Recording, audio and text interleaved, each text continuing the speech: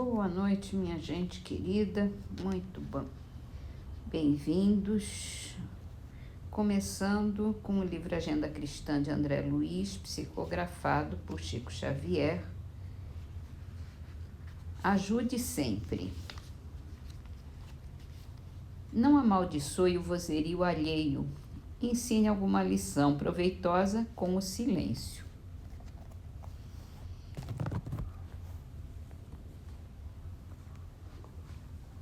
Muito bem, Livro dos Espíritos, falando sobre a formação dos mundos. E pergunta assim: os cometas, como agora se pensa, serão um começo de condensação da matéria, de mundos em via de formação? Isso está certo. Absurdo, porém, é acreditar-se na influência deles. Refiro-me à influência que vulgarmente lhes atribuem, porque todos os corpos celestes influem de algum modo em certos fenômenos físicos. É que o cometa sempre foi visto meio como prenúncio de tragédias, né? Então, não tem uma coisa a ver com a outra. Mas, como ele falou, todos os astros influenciam de alguma forma.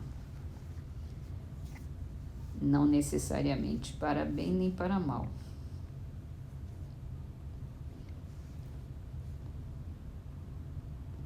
Bom, nós falamos aqui na biografia de Kardec, no livro O que é o Espiritismo,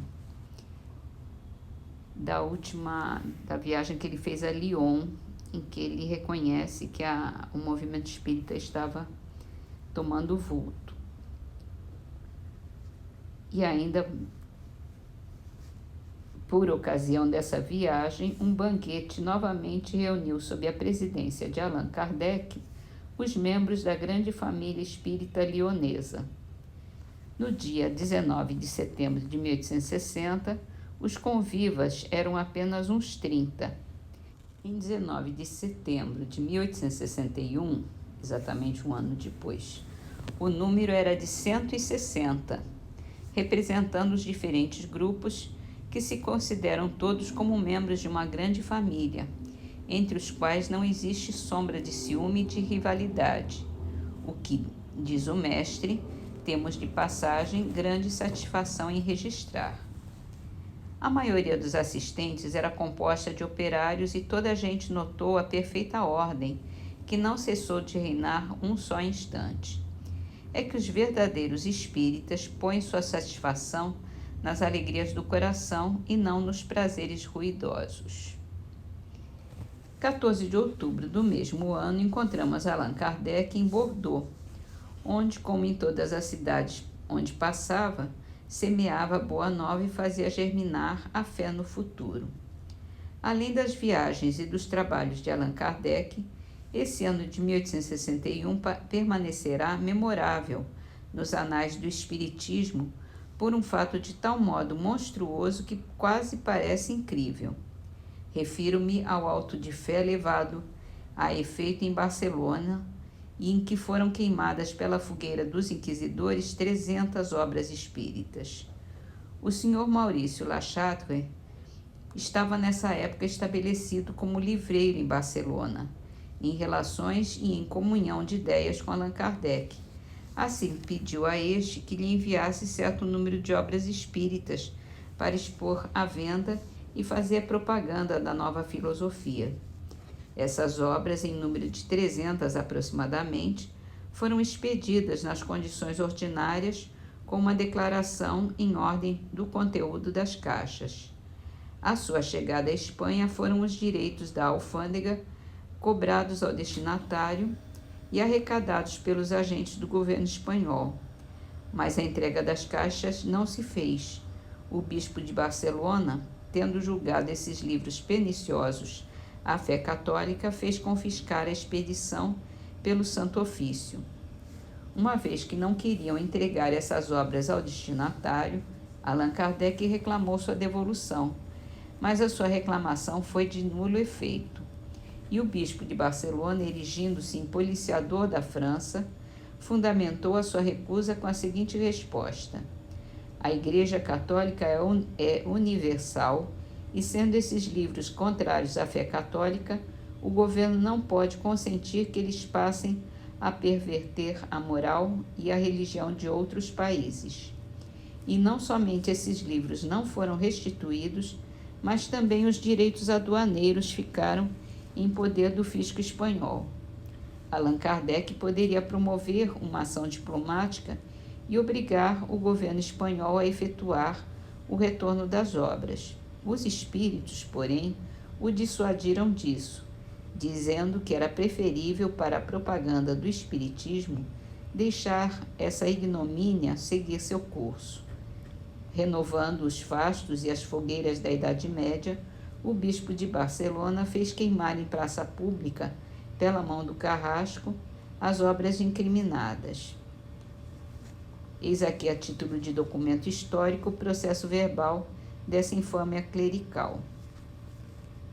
Aos 9 dias de outubro de 1861, às 10h30 da manhã, na esplanada da cidade de Barcelona, no lugar em que são executados os criminosos condenados à pena última, por ordem do bispo desta cidade, foram queimados 300 volumes e brochuras sobre o espiritismo, a saber: a Revista Espírita, a Revista Espiritualista, do diretor Pierrat, o Livro dos Espíritos, o Livro dos Médiuns, o que é o Espiritismo, todos de Allan Kardec, fragmento de sonata ditado pelo espírito Mozart, Carta de um Católico sobre Espiritismo pelo Dr. Gahn, a história de Joana d'Arc, por ela mesma ditada a Mademoiselle Hermance Dufault, a realidade dos espíritos demonstrada pela escrita direta pelo Barão de Guldensstube, assistiram ao auto de fé, um padre revestido de hábitos sacerdotais, trazendo em uma das mãos a cruz e na outra uma tocha, um tabelião encarregado de redigir o processo verbal do auto de fé, um escrevente, um empregado superior da administração das alfândegas, três moços da alfândega encarregados de alimentar o fogo, um agente da alfândega representando o proprietário das obras condenadas pelo bispo. Uma multidão incalculável aglomerava-se nos passeios e cobria a esplanada em que ardia a fogueira, quando o fogo consumiu os 300 volumes e brochuras espíritas. O padre e seus ajudantes se retiraram cobertos pelos apupos e as maldições dos numerosos assistentes que gritavam abaixo a Inquisição. Em seguida, muitas pessoas se acercaram da fogueira e apanharam cinzas. Seria diminuir o horror de tais atos acompanhá-los com a narrativa dos comentários. Constatemos somente que, ao clarão dessa fogueira, o espiritismo tomou um incremento inesperado em toda a Espanha e, como haviam previsto os espíritos, ele conquistou aí um número incalculável de adeptos. Só podemos, pois, como fez Allan Kardec, nos alegrar com o grande reclamo que esse ato odioso operou em favor do espiritismo. A propósito, porém, da propaganda que nós mesmos devemos fazer da nossa filosofia, nunca deveremos esquecer estes conselhos do mestre. Foi publicado na Revista Espírita de dezembro de 1863. O espiritismo se dirige aos que não creem ou que duvidam, e não aos que têm uma fé, e aos quais esta fé basta, que não diz a ninguém que renuncie às suas crenças para adotar as nossas, e nisto ele é consequente com os princípios de tolerância e de liberdade de consciência que professa. Por esse motivo, não poderíamos aprovar as tentativas feitas por certas pessoas para converter às nossas ideias o clero de qualquer comunhão. Repetiremos, pois, a todos os espíritas: acolhei prontamente os homens de boa vontade, Dai luz aos que a buscam, pois não terão êxito com o que julgam possuí-la. Não violentem a fé de ninguém, nem a do clero, nem a dos laicos, já que vem semear em campo árido. Ponham a luz em evidência, a fim de que a vejam os que quiserem ver. Mostrem os frutos da árvore e deem a comer aos que têm fome e não aos que se dizem fartos. Estes conselhos, como todos os de Allan Kardec, são claros, simples e, sobretudo, práticos. Cumpre que deles nos recordemos e os aproveitemos oportunamente. E assim terminamos nossas leituras de hoje com uma poesia de Maria Dolores, que está no livro Perdão e Vida, livro psicografado por Chico Xavier. Quem diz que o verbo se vai qual o sol vazio no vento, não mostra o espírito atento ao que se pensa e se diz. Mormente agora na terra, em transição apressada, a frase rude na estrada invoca a treva infeliz.